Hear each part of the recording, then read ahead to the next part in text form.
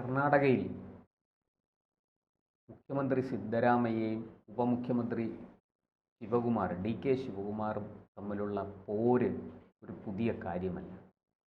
അതിപ്പോൾ കർണാടകയും കടന്ന് അങ്ങ് ഡൽഹിയിലെത്തിയിരിക്കുകയാണ്. ഏറ്റവും പുതിയ വിവരമനുസരിച്ച് ഡൽഹിയിലും ഇരുവരും അല്ലെങ്കിൽ അവരുടെ അനുയായികൾ തമ്മിൽ ഏറ്റുമുട്ടി എന്നാണ്. കർണാടക ഒരു ഇടക്കാല തിരഞ്ഞെടുപ്പിലേക്ക് പോകുന്നതിൻ്റെ സൂചനയാണോ കെ ശിവകുമാർ സിദ്ധരാമയ്യ പോര് കർണാടകയിലെ കോൺഗ്രസിനെ പിളർത്തുമോ? മഹാരാഷ്ട്ര രാഷ്ട്രീയത്തിൽ കണ്ട ഒരു പിളർപ്പ് തന്നെ സ്വാഭാവികമായി കർണാടകയിലും ഉണ്ടാകാനുള്ള സാധ്യതയുണ്ട്. ശിവകുമാർ വലിയ രീതിയിൽ തന്നെ പാർട്ടിയെ പിളർത്തി ചിലപ്പോൾ സ്വന്തം പാർട്ടി രൂപീകരിച്ച് വരികയാണെങ്കിൽ BJP എന്തായാലും പിന്തുണ നൽകി നാം കണ്ടതാണല്ലോ മഹാരാഷ്ട്രയിലെ ഏക്നാഥ് ഷിൻഡെ മുഖ്യമന്ത്രിയാകുന്നത്. അതേ രീതിയിൽ തന്നെ ശിവകുമാറും മുഖ്യമന്ത്രിയാകാനുള്ള വലിയ സാധ്യതയുണ്ട്. അതിൻ്റെ വലിയ തമ്മിലടികളാണ് അവിടെ നടന്നുകൊണ്ടിരിക്കുന്നത്. ഇത് തുടങ്ങിയിട്ട് കുറച്ച് മാസങ്ങളാകുകയാണല്ലോ. കഴിഞ്ഞ ശിവരാത്രി കാലത്ത് തന്നെ ഇത്തരം ഒരു ചർച്ച ഉണ്ടായിട്ടുണ്ട്. അമിത്ഷായും അതോടൊപ്പം തന്നെ ശിവകുമാറും ഒരു വേദി പങ്കിടുന്ന സാഹചര്യം മുതൽ തന്നെ ഇദ്ദേഹം BJPയോട് അടുക്കുന്നു എന്ന രീതിയിലുള്ള ചർച്ചകൾ ഉണ്ടായിട്ടുണ്ട്. ഇദ്ദേഹം ആവശ്യപ്പെടുന്നത് മറ്റൊന്നുമല്ല, മുഖ്യമന്ത്രി കസേരയാണ്. അദ്ദേഹം മുഖ്യമന്ത്രി കസേര കോൺഗ്രസിന് ലഭിക്കാനായി വലിയ രീതിയിൽ കഷ്ടപ്പെട്ടൊരു ആൾ കൂടിയാണ്. കഴിഞ്ഞ അവിടെ BJP ഭരിക്കുന്ന സമയത്ത് സിദ്ധരാമയ്യ ഒരു സൈലന്റ് ആയിരുന്നു. അദ്ദേഹം വലിയ രീതിയിൽ അങ്ങനെ പ്രക്ഷോഭത്തിൽ പങ്കെടുക്കുക അങ്ങനെ ഒന്നുമില്ലായിരുന്നു. പക്ഷെ കൃത്യമായി തന്നെ പ്രക്ഷോഭങ്ങൾ സംഘടിപ്പിക്കുകയും അവിടെ നിരന്തരം പ്രവർത്തനങ്ങളിൽ ഏർപ്പെടുകയും ചെയ്തത് ശിവകുമാറാണ്. ശിവകുമാർ അന്ന് അവിടെ KPCCയുടെ പ്രസിഡന്റ് ആയിരുന്നു. കർണാടക പ്രദേശ് കോൺഗ്രസിന്റെ പ്രസിഡന്റായി പ്രവർത്തിക്കുകയും അദ്ദേഹം നിരന്തരം BJPക്കെതിരെ സമരങ്ങൾ സംഘടിപ്പിക്കുകയും അങ്ങനെ സമരങ്ങൾ സംഘടിപ്പിച്ചത് കൊണ്ട് തന്നെയാണ് വലിയ രീതിയിലുള്ള ഒരു മുന്നേറ്റമായിരുന്നു. ഇടക്കാലത്ത് നിന്ന് ഇത്രയും വലിയ ഭൂരിപക്ഷത്തിന് അവിടെ കോൺഗ്രസ് വിജയിച്ചിട്ടില്ല. അതിനുള്ള സംഘടനാ സംവിധാനം അവർക്കില്ല. പക്ഷെ കൃത്യമായി തന്നെ ഈ ഭരണവിരുദ്ധ വികാരം മുതലെടുക്കുവാൻ ശിവകുമാറിന് കഴിഞ്ഞിട്ടുണ്ട്. അത് പണം കൊടുത്തായാലും മദ്യം കൊടുത്തായാലും അദ്ദേഹം അത് സ്വന്തമാക്കാൻ കഴിഞ്ഞിട്ടുണ്ട്. തെരഞ്ഞെടുപ്പ് പ്രചരണങ്ങളിലെല്ലാം അദ്ദേഹം മദ്യമൊഴിക്കാണ് ജനങ്ങളെ എത്തിച്ചത്. ഇദ്ദേഹം പല ദൃശ്യങ്ങൾ തന്നെ പുറത്തു വന്നിട്ടുണ്ടല്ലോ. ഇദ്ദേഹം പരസ്യമായി തന്നെ ആ ചിഹ്നങ്ങൾ, മദ്യവുമായി ബന്ധപ്പെട്ട ചിഹ്നങ്ങൾ കാണിക്കുന്ന ദൃശ്യങ്ങൾ പുറത്തു വന്നിരുന്നു. അങ്ങനെ അദ്ദേഹം കൃത്യമായി തന്നെ പ്രവർത്തിച്ചത് കൊണ്ട് തന്നെയാണ് അന്ന് ഈ 140-ലധികം സീറ്റിലേക്ക് ഈ കോൺഗ്രസ് വിജയിക്കാൻ കഴിഞ്ഞത്. അങ്ങനെ വിജയിക്കാൻ കഴിഞ്ഞത് കൊണ്ടായിരുന്നു അന്ന് മുതിർന്ന നേതാവ് എന്ന രീതിയിൽ പല MLA-മാരുടെയും പിന്തുണ ഉള്ളത് കൊണ്ടും ഹൈക്കമാൻഡിന്റെ പിന്തുണയോടുകൂടി സിദ്ധരാമയ്യ അവിടുത്തെ മുഖ്യമന്ത്രിയായി വരുന്നത്. അന്ന് ഈ സിദ്ധരാമയ്യ പറഞ്ഞിരുന്നത് തൻ്റെ രാഷ്ട്രീയ ജീവിതം അവസാനിക്കാൻ പോവുകയാണ്, തൻ്റെ അവസാന അവസരമാണ്, അതുകൊണ്ട് എനിക്കൊന്ന് മുഖ്യമന്ത്രി സ്ഥാനം നൽകണമെന്നാണ് ആവശ്യപ്പെട്ടത്. അന്ന് 2.5 വർഷത്തെ കരാറാണ് ഉണ്ടായിരുന്നതെന്നാണ് കോൺഗ്രസ് പറയുന്നത്.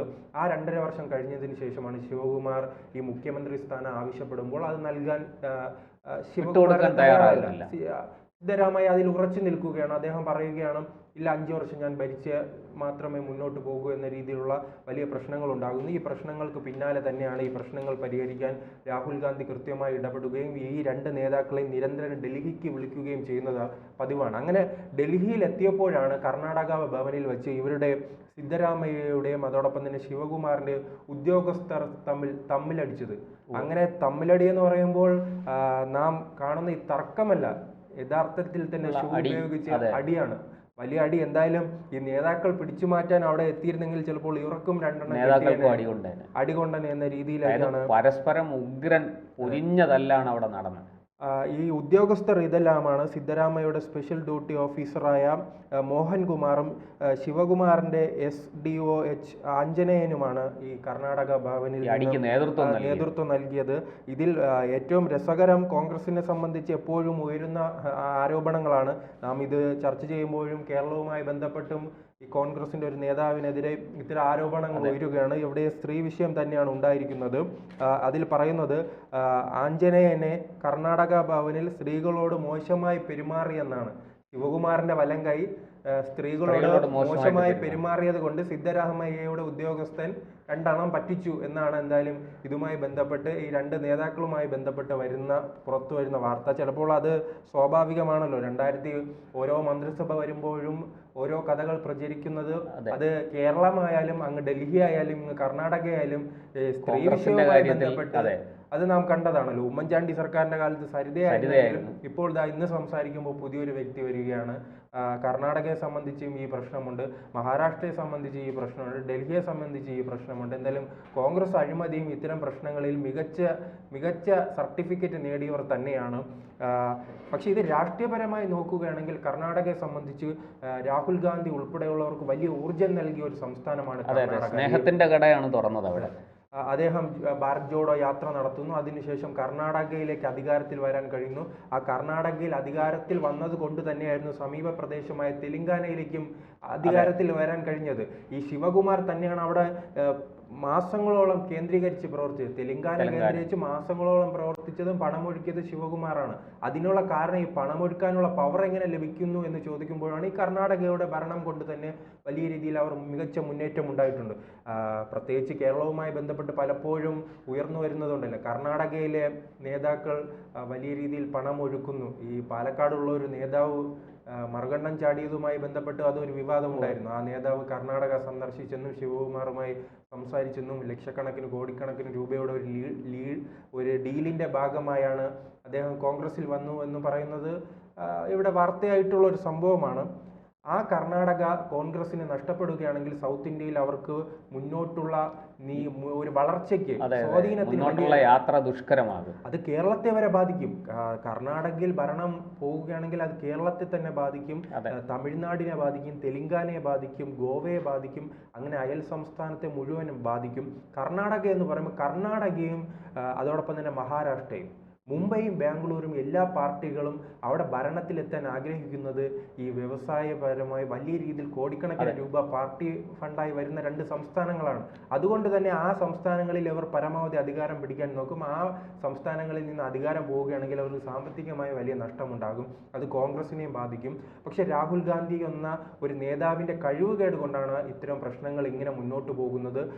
ഇങ്ങനെ പ്രശ്നങ്ങൾ പരിഹരിച്ചില്ലെങ്കിൽ മറ്റു സംസ്ഥാനങ്ങളിൽ ഉണ്ടായതുപോലെ തന്നെ പാർട്ടിക്ക് വലിയ രീതിയിലുള്ള തിരിച്ചടി ഉണ്ടാകും, പാർട്ടി പിളരാനുള്ള സാധ്യതയുണ്ട്. പക്ഷേ ഇത് എന്തുകൊണ്ട് ഇദ്ദേഹത്തിന് ഇത് പരിഹരിക്കാൻ കഴിയുന്നില്ല എന്നതാണ് ഏറ്റവും പ്രധാനപ്പെട്ട ചോദ്യം. ഈ മഹാരാഷ്ട്ര പരിശോധിച്ചാൽ നമുക്കറിയാം, ആസാം പരിശോധിച്ചാൽ അറിയാം, ഒരു കാലത്ത് അവിടെ കോൺഗ്രസ് വലിയ രീതിയിൽ സംഘടനാ സ്വാധീനമുള്ള ഒരു പാർട്ടിയായിരുന്നു. പക്ഷേ ഇത്തരം പ്രശ്നങ്ങൾ രാഹുൽ ഗാന്ധിയുടെ മുന്നിൽ വരുമ്പോൾ അദ്ദേഹം മൗനം പാലിക്കുന്നത് കൊണ്ടാണ് ഈ സംസ്ഥാനങ്ങളിലെല്ലാം കോൺഗ്രസിന് വലിയ തിരിച്ചടി ഉണ്ടായത്. ആ തിരിച്ചടി തന്നെയായിരിക്കും ഈ കർണാടകയിൽ കോൺഗ്രസിനെ കാത്തിരിക്കുന്നത്. കർണാടകയിൽ കോൺഗ്രസിന്റെ നേതാക്കളും രാഹുൽ ഗാന്ധിയും കൃത്യമായി ഇടപെട്ടില്ലെങ്കിൽ ആ സ്പേസിലേക്ക് വളർന്നു കയറാനല്ല BJP കാത്തിരിക്കുകയാണ്. മാത്രമല്ല അവിടെ ഈ പറഞ്ഞതുപോലെ SDPI പോലെയുള്ള പാർട്ടികൾക്കും അവിടെ സ്വാധീനമുണ്ട്. അവര് വളർന്നു കയറുന്നത് തീർച്ചയായിട്ടും അത് കോൺഗ്രസിനും BJPക്കും ഒരുപോലെ അപകടമാണ്. BJP മുൻപും ഈ കോൺഗ്രസിനെ പിളർത്തി പരിചയമുള്ള ഒരു പാർട്ടിയാണ്. അപ്പോൾ അങ്ങനെ ഒരു കോൺഗ്രസിനെ പിളർത്തി പരിചയമുള്ള ഒരു പാർട്ടി ആ സംസ്ഥാനത്തുള്ളപ്പോൾ ഇവർ ജാഗ്രത പാലിക്കണം. തങ്ങളുടെ പ്രവർത്തകരെയും അതോടൊപ്പം തന്നെ MLAയും ആ കുഴിയിലേക്ക് വീഴാതിരിക്കാനുള്ള ഒരു ജാഗ്രത പാലിക്കാതെ ഈ നേതാക്കൾ തന്നെ മൗനം പാലിക്കുകയാണ്. എന്തായാലും ഈ തമ്മിൽ തല്ല് ഇപ്പോൾ ഈ രണ്ട് മുഖ്യമന്ത്രി, ഒന്ന് ഉപമുഖ്യമന്ത്രിയും മുഖ്യമന്ത്രിയും, അത് വലിയ രീതിയിൽ നോക്കൂ ഈ കോൺഗ്രസിന് എത്രത്തോളം ദയനീയ അവസ്ഥയിലേക്ക് മാറിയിട്ടുണ്ടെന്ന്. ഈ ഉപമുഖ്യമന്ത്രിയും അതോടൊപ്പം തന്നെ മുഖ്യമന്ത്രിയുടെയും ഉദ്യോഗസ്ഥർ തമ്മിൽ തല്ലുകയാണ്. ആ രീതിയിലേക്ക് മാറിയിരിക്കുന്നു. എന്തായാലും ഈ പോക്കാണെങ്കിൽ വരുന്ന തെരഞ്ഞെടുപ്പിന് മുൻപ് തന്നെ അവിടെ ഒരു തെരഞ്ഞെടുപ്പ് വരും, അല്ലെങ്കിൽ ഒരു പുതിയ മുഖ്യമന്ത്രി വരാനുള്ള സാധ്യതയുണ്ട്.